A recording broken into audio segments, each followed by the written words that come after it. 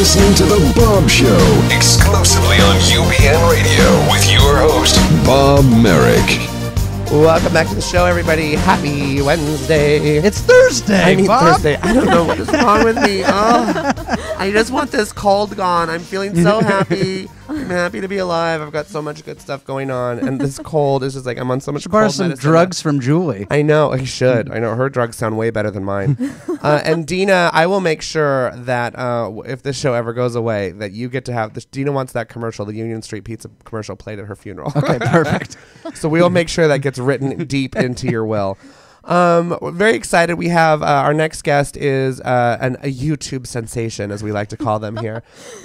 Please welcome to the show MK Wiles. Hello. Hey. Oh, wow. Applause. Yeah. Oh, gee. Oh, So an man. applause, and you already have a caller calling in. I don't even know where you Already? if you want to start in or do you want to take a call, whatever you want to do. Really quickly, I just want to say that I met Mary Kate doing a web series called School of Thrones, We did. Yes. which was a parody of Yeah. Game of Thrones. About a year ago, actually. Yeah. And people sure People saw it. sure watched the heck out of that thing. More than I expected. But a thing you should definitely be watching the heck out of is your brand new show is Kissing in the Rain. Yes, I'm in another show now. It just started 3 weeks ago. There's 3 episodes up. It's called Kissing in the Rain. It's by a great little web production group called Shipwrecked, which you should definitely check out. The thing they did before that was a Telltale vlog, which is an Edgar Allan Poe vlog. Oh, cool. Which sounds so bizarre, and it is, and it's great. So But just a raven hanging out in the background the whole time. it's very funny. And Kissing in the Rain is about 2 actors who keep finding themselves doing just that,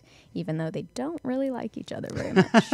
So it's pretty fun. And are you guys reenacting kiss scenes from like famous? Some of them are, yeah. There's the second episode is Anne Shirley and Gilbert Blythe, but then some of them are just like made up characters. Each episode is a different time period. So we've had the 60s and early 1900s and the 50s so far, and there's 4 more episodes, and we'll see what happens to them by the end. Maybe their feelings will change. Now you guys as characters hate each other. Yes.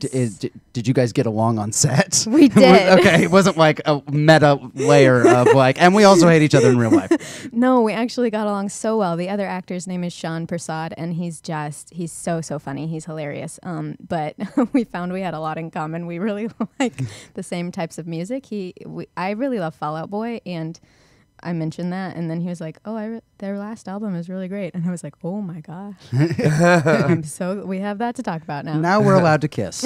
I will actually care when I'm. Now, was there a favorite kiss out of all of the kisses? Oh my gosh! Or a particular standout episode for you? Yeah, well, it's funny. It keeps changing.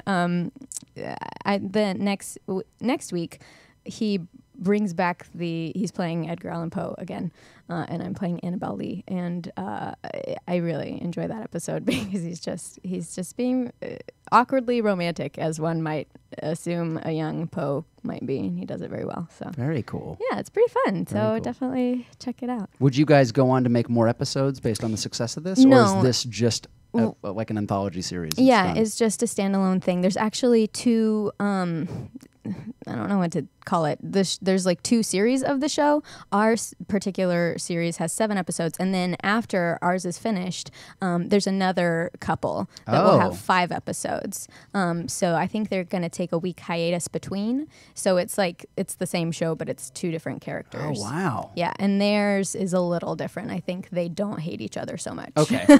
I Gotcha. think that's the angle on that one. So Very cool. Definitely stay tuned after ours is finished to see the next one. So we have a caller on the line. This person's been calling, so I feel bad because I know they have to keep redialing in. Who do we have calling in?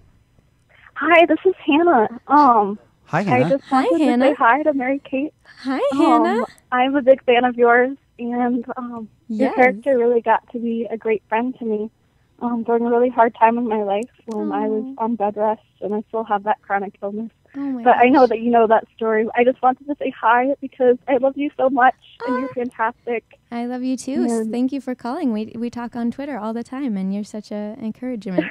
So thank you. It's so nice to actually talk to you and hear your voice. Yeah, it's good to hear from you. How are you doing? I'm doing okay. I have a cold, so I'm home from school. I'm sorry. But yeah. Well, I hope you feel better and enjoy your day off from school. Yeah. Thank you for calling. Well, thanks for talking. Of course. Me? Thank you so much thanks for calling. calling. How does that feel? Because we just had somebody else on the other day, and I'm constantly amazed by this because I think it's a beautiful thing. But how does that feel for you, knowing that there's someone out there that you've connected with in a way that you're just thinking you're doing something silly. You're just in front of a camera. Look at me, I'm on YouTube. And you're out there changing somebody's life. Like it's the one thing that people forget about. Hollywood brings such an immeasurable value because of the entertainment that we do bring to people's lives. How does that make you feel, though, knowing that you've done that? It's just so, I don't know. I don't think I can really wrap my brain around it. And it's certainly not ever something that I expected. I mean, before all of this started, and by this I mean the web work that I've been able to do, and the most well-known show is, of course, the Lizzie Bennet Diaries, which started almost 2 years ago. None of us expected any of this to happen.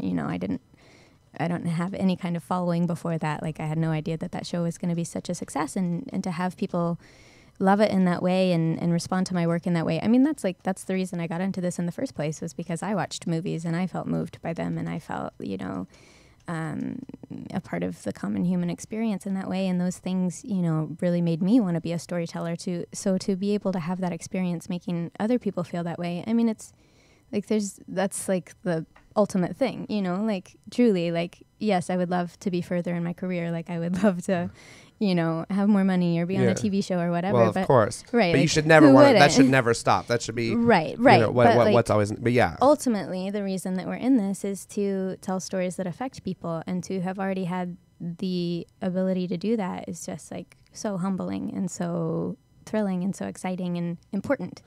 That's a very important thing, and not a lot of people get to experience that. So I'm truly thankful and grateful, and hope that I can continue to be somebody that, is worthy of that. So yeah, it's just who are some of the people that have inspired you? Well, it's no secret that I'm a big Elijah Wood fan. I was going to bring that up. Really? I love him, and I actually got to meet him a few weeks ago, and I was just a mess.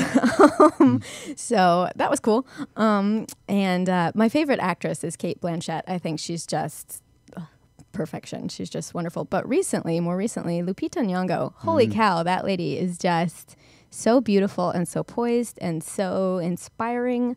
I'm just like a huge fan of her. So I don't know. I love seeing actors that are just so good at what they do, but also very, it's really hard, I think, to be in the public eye. And I think it's admirable when people handle that well and continue to be people that are worthy of, of your admiration. Well, and especially at a young age, because I worked with, my very first movie in Hollywood was with Elijah Wood. What? Yeah, and he was much younger. We were all much younger, but he was so smart, and so you talk to him and you would be there. I thought for sure he was going to go off and be a director. Oh, really? He had that. He was always very interested in the director and what was going on and what was going on behind the scenes.